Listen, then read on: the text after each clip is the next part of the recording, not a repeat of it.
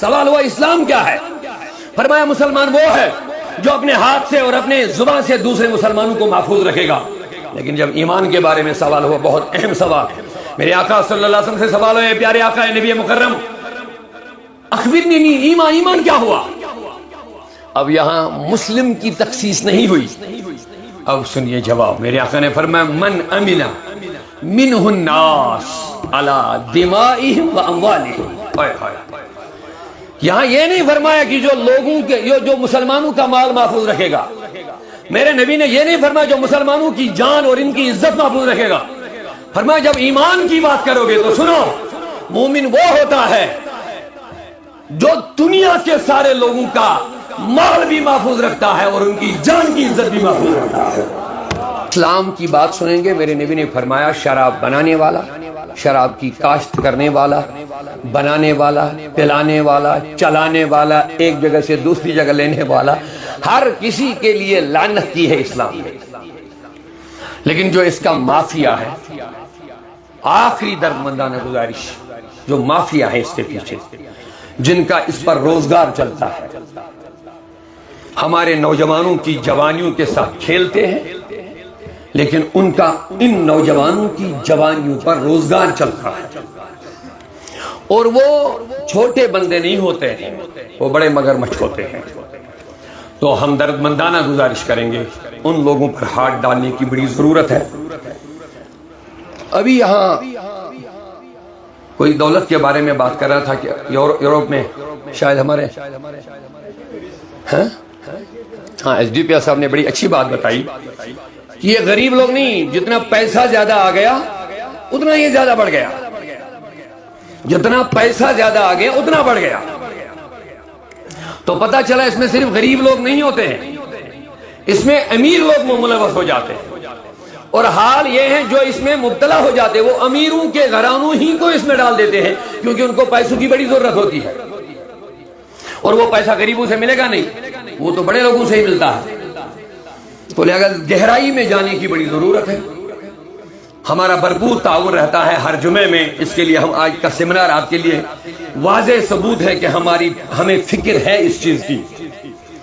اللہ کو ہماری کوئی این جی او نہیں ہے، یہ این جی او نہیں، یہ ایک سمپل ٹرسٹ ہے، اس کا کوئی پیسہ نہیں آتا ہے، صرف عوام کے دیے ہوئے پیسوں پہ ہی یہ سارا کام چلتا ہے۔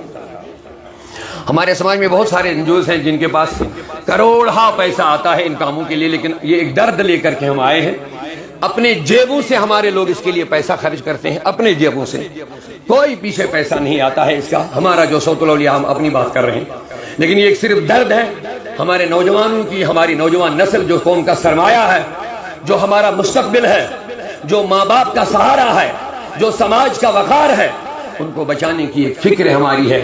اسی لیے اقبال نے کہہ دیا درد دل کے واسطے پیدا کیا انسان کو، یہ ایک انسانیت کا درد ہے ہمارے سینوں میں، انسانیت محفوظ ہو جائے۔ ہاں وہ الگ بات ہے، اسلام کے نام پر بہت سارے لوگوں نے اسلام ہی کو بدنام کیا ہے، اس کا کیا کیا نام دیا، کیا وہ باتیں کرنا ابھی مناسب نہیں، کہیں جہاد کہیں کچھ، کوئی کیا کیا نام دیا، وہ اسلام کو بدنام کرنے کی عالمی سطح پر سازشیں ہیں، باقی کچھ نہیں ہے۔ اسلام کی بات کرو گے تو میرے نبی سے سوال ہوا مسلمان کون ہے؟ کہا مسلمان وہ ہے جو اپنی زبان سے، اپنے ہاتھ سے دوسرے مسلمان کو محفوظ رکھے گا۔ اب یہ تو اسلام کا مسئلہ، لیکن ایمان کا مسئلہ تھوڑا اس سے اوپر ہوتا ہے۔ یہ دو لفظ ہے، اسلام اور ایمان۔ اسلام کبھی صرف ظاہری بھی ہوتا ہے، داخل نہیں ہوتا، لیکن ایمان داخل ہوتا ہے۔ فرق اتنا ہوتا ہے، اسلام صرف ظاہر، کبھی کبھی انسان کے پاس نماز، روزہ، زکوٰۃ، حج، پگڑی سب کچھ ہوگا، لیکن ایمان نہیں ہوگا، منافق ضرور ہو سکتا ہے۔ اب وہی لوگ اسلام کو بدنام کرنے کی سازشیں کرتے ہیں، اسی لیے ایمان کے بارے میں الگ سوال ہوا ہے۔ سوال ہوا اسلام کیا ہے؟ فرمایا مسلمان وہ ہے جو اپنے ہاتھ سے اور اپنے زبان سے دوسرے مسلمانوں کو محفوظ رکھے گا۔ لیکن جب ایمان کے بارے میں سوال ہوا، بہت اہم سوال، میرے آقا صلی اللہ علیہ وسلم سے سوال ہوئے، پیارے آقا نبی مکرم اخبرنی ایمان کیا ہوا؟ اب یہاں مسلم کی تخصیص نہیں ہوئی، اب سنیے جواب۔ میرے آقا نے فرمایا من امن منہ الناس علی دمائہم و اموالہم۔ یہاں یہ نہیں فرمایا کہ جو لوگوں کے جو مسلمانوں کا مال محفوظ رکھے گا، میرے نبی نے یہ نہیں فرمایا جو مسلمانوں کی جان اور ان کی عزت محفوظ رکھے گا۔ فرمایا جب ایمان کی بات کرو گے تو سنو، مومن وہ ہوتا ہے جو دنیا کے سارے لوگوں کا مال بھی محفوظ رکھتا ہے اور ان کی جان کی عزت بھی محفوظ رکھتا ہے. یہ ہے ایمان کا پیغام, یہ ہے رسول اللہ کا پیغام. اسی لیے میں نے کہہ دیا اسلام کو بدنام کرنے کی سازشیں بڑی ہو رہی, لیکن اسلام کو پڑھنے کی ضرورت ہے. اگر اسلام کو پڑھنا ہے تو خواجہ اجمیر کی شکل میں پڑھنا پڑے گا. اگر اسلام کو پڑھنا ہے تو شیخ العالم شیخ نور الدین العالمین کی شکل میں پڑھنا پڑے گا. اسلام کو کسی ایرے گہرے کی شکل میں مت پڑھو, اسلام کو صوفیہ کی شکل میں پڑھو, صوفیہ کی شکل میں پڑھو. پھر پتہ چلے گا اسلام کس محبت, کس اخوت اور کس انسانی ہمدردی کا نام ہے. پھر پتہ چلے گا اسلام. تو لہذا ہمارا یہی جذبہ ہے, ہم بلا لحاظ مذہب و ملت, کیونکہ یہ وبا ایسی ہے جو مذہب دیکھ کر کے نہیں آتی ہے. ڈرگز کی وبا ایسی ہے جو مسلمان نان مسلم مذہب دیکھ کر کے نہیں آتی ہے. یہ ایسی وبا ہے جیسے کووڈ نے ہر کسی کو متاثر کر لیا ہے, اسی طرح یہ ڈرگز کی بیماری بھی بلا لحاظ مذہب ہر کسی کو متاثر کر رہا ہے. لہذا ہر کسی کو بلا لحاظ مذہب و ملت ہمیں کھڑا ہونا ہے اور انشاءاللہ آئندہ کے لیے پختہ عہد کرنا ہے. صرف ان پروگراموں پر محدود نہیں رہے گا, ڈور ٹو ڈور جا کر کے ہمیں ہر جوان سے ملنا ہے, ہر اپنی بہن سے مل کر کے ان کو بتانا ہے کیا صحیح ہے کیا غلط ہے, ہمیں کن چیزوں میں نقصان ہے. صرف یہ روحانی نقصان نہیں, یہ انسانی نقصان ہے, یہ جسمانی نقصان ہے. والدین پریشان ہیں. میں اس پرسوں سری نگر میں تھا, ایک دوست مجھے ملا, کہتا باپ بھی ڈاکٹر ہے بیوی بھی ڈاکٹر ہے.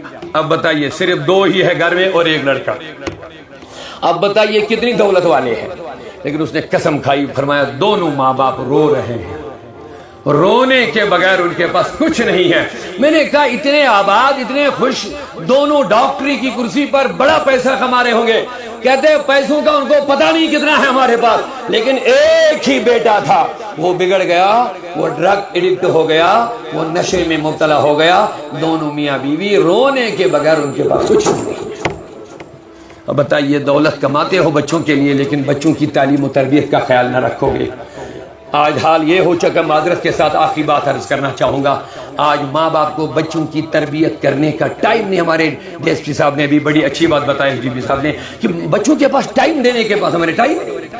بچہ کہاں گیا, کیا کر رہا, کیا نہیں ہے, اور روم میں الگ بیٹھا ہوا, موبائل ہاتھ میں لیا ہوا, کر کیا رہا, دیکھ کیا رہا. ماں باپ کو یہ پریشانی نہیں ہے. اسی لیے بچپن سے بچوں کی پوری تعلیم و تربیت کا خیال رکھو.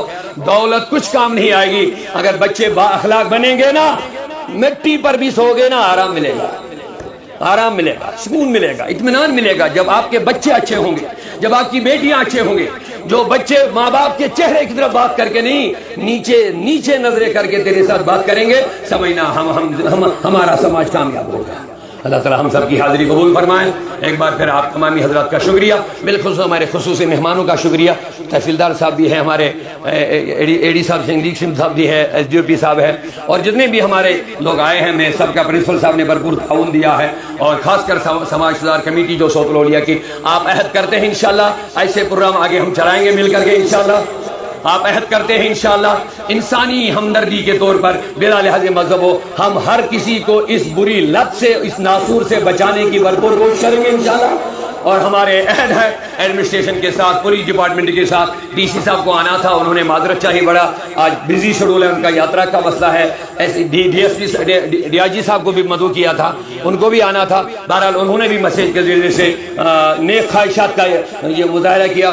بہرحال ان کی طرف سے ہمارے مہمان آ ہی گئے ہیں, ہم ان کو انہی کی وساطت سے دیکھتے ہیں. انہوں نے اپنے ذمہ دار لوگوں کو یہاں پہ بھیج دیا ہے. میں شکریہ سب کا کرتا ہوں, اور یہی ارادہ کرتا ہوں اللہ تعالی ہمیں اس اچھے کام میں کامیابی عطا فرمائے. نستغفر اللہ نتوب الیہ, لا الہ الا اللہ محمد رسول اللہ صلی اللہ علیہ وسلم. السلام علیکم.